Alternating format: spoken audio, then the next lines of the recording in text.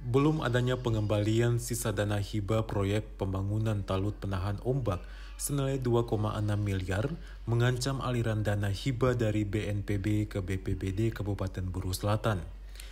Dana tersebut merupakan sisa anggaran dari proyek tahun 2021 yang dibiayai oleh dana hibah pemerintah pusat pada tahun 2020 sebesar 12 miliar.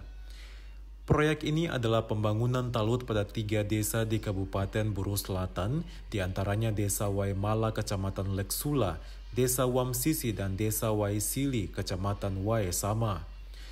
Pelaksana tugas Sekretaris Daerah Buru Selatan Hadi Longga yang saat proyek berlangsung menjabat sebagai Kepala BPBD Buru Selatan membenarkan informasi tersebut.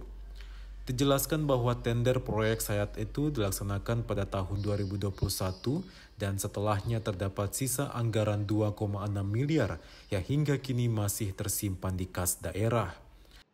2,6 miliar ini sampai dengan saat ini masih menjadi beban pemerintah daerah yang belum dikembalikan ke pemerintah pusat melalui Kementerian Keuangan. Akibat belum mengembalikan sisa dana tersebut sesuai ketentuan teknis pelaksanaan proyek, diduga mengancam penghentian alokasi anggaran hibah dari APBN bahkan bisa berdampak pada pemotongan dana transfer ke daerah. Sejauh ini pihaknya telah melakukan komunikasi dengan pemerintah pusat melalui Kementerian Keuangan, kendati belum ada tindak lanjut. Dari Namrole, RN Stasi Jawa melaporkan.